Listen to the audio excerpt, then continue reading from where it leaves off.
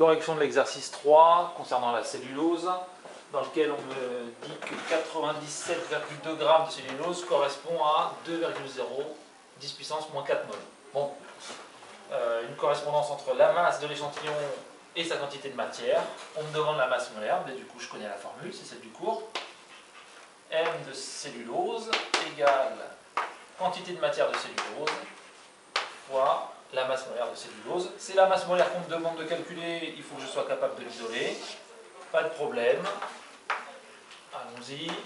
Grand M de cellulose égale masse molaire de cellulose divisé par la quantité de matière. J'ai mon expression littérale avec toutes les données de l'énoncé. Je peux passer à l'application numérique pour effectuer le calcul. Masse molaire de cellulose égale, alors, la masse, ce sont les 97,2 g.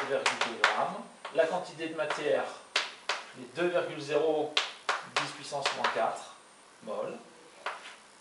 En termes de CS pour les masses molaires, on n'y fait jamais attention. Donc là, on ne va pas se dire 2 CS en bas, 3 en haut, donc c'est avec 2 CS que je dois l'écrire. Les masses molaires ne se soumettent pas à la loi à la règle des chiffres significatifs.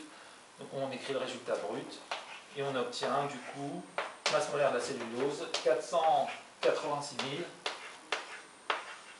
grammes par mol. Voilà.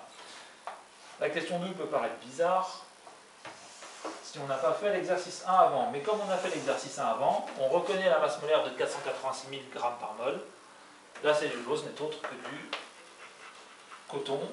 Regardez la réponse de la question 2 de votre exercice 1. Voilà. Exercice terminé.